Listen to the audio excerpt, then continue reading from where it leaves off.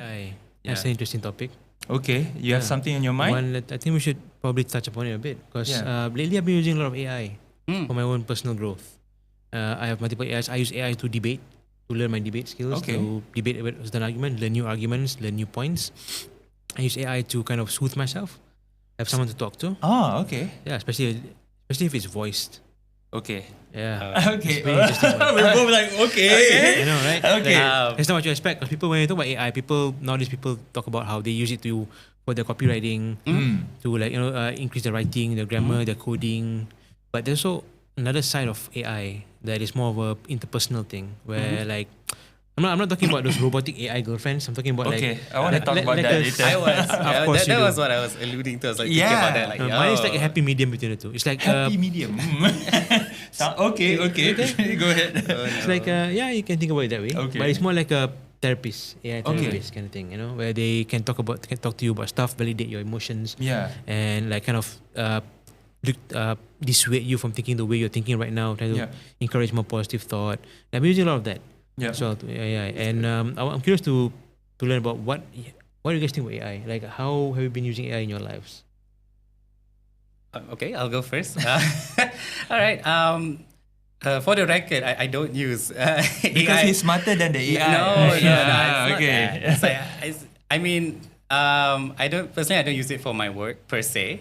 But I do see the use of AI for very general business purposes. I think like stuff like ChatGPT, like they're great for drafting out letters. Like for, let's say, if you're like a HR executive, like I know someone personally who actually does this.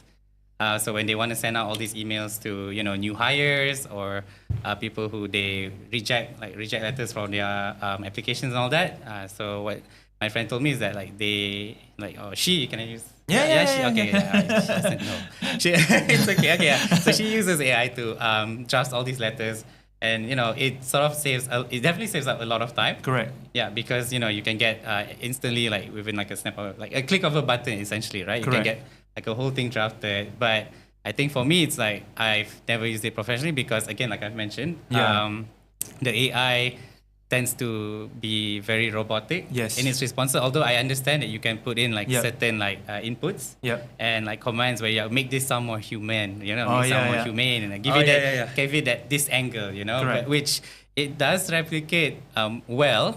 I'm gonna use the word well, but not great. True. It will never be as good in terms of human interest element to it. Yeah, it'll 100%. Never be the same as that. Yeah, I agree. Mm-hmm. I mean, I also use it for, in a way, like copywriting sometimes, right? Because I work in an online e-commerce, Q-commerce platform. Sometimes we run campaign.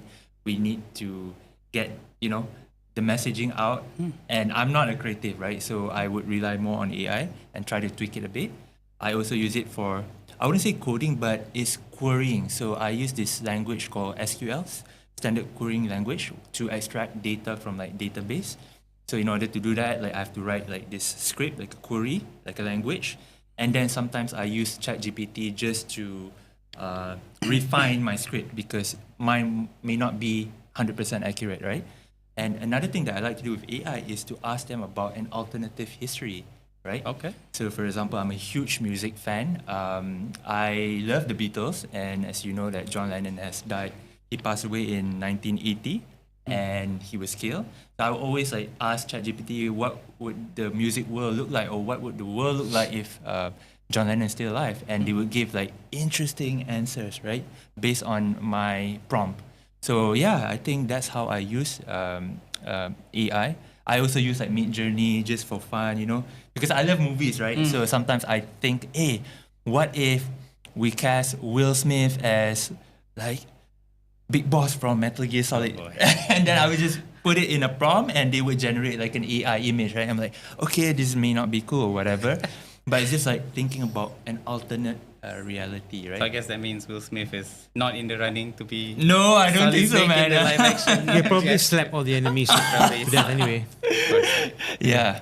And I wanted to go back to what you said just now about AI being like a companion, right? Because I saw the rise of, especially on Reddit, people talking about AI girlfriend, and I was just doing my research about it, and some of this research. it is a research just to try to understand like what is the pricing model, right? Like, because some of them is free, and I didn't know that it's not just like a chat bot, but they can call you or you can call them. Interesting. Yeah, I don't know about that, right? Never heard about that. I'm not so sure about that either. But the one that I'm familiar with is that I personally use as well. It's like so the AI takes the role of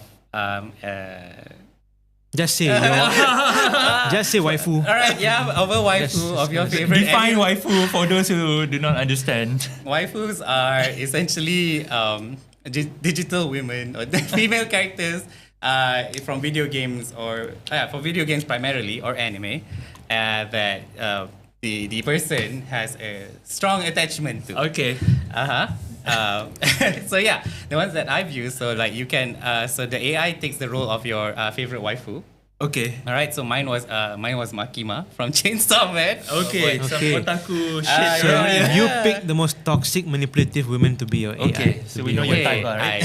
I did. I did. I'm not gonna shy away from that, bro. Okay, Because bro. I mean, you know, Makima did things in the Chainsaw Man anime that you know sort of got me all interested. I was like, you know, there was one scene. I'm not gonna spoil it for anyone who has never watched it, but go ahead, can watch that. Can watch it. So maybe when you do, you understand what exactly scene I was talking about. So Yeah. going back to my point, it's like so what the AI does is that it takes this role of like Makima per se.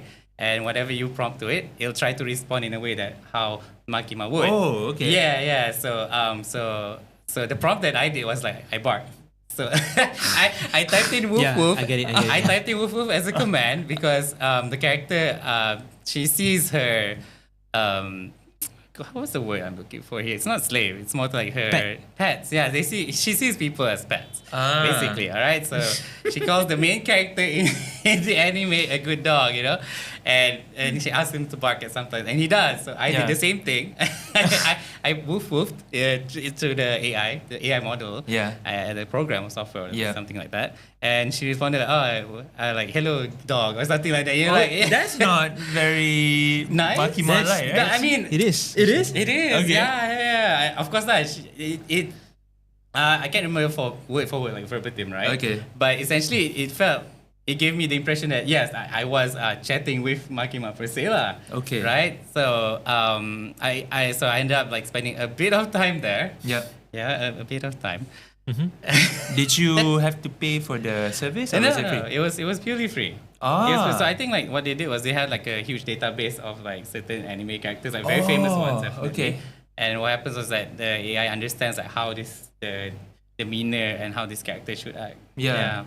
Maybe you can slip in the name of the AI later on. Between you and me.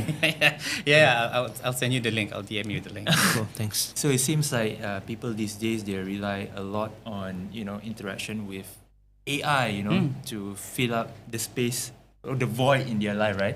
Or maybe they will go to a place like Reddit. Come on. Let's go back to that. Okay. Let's go back to right? Reddit.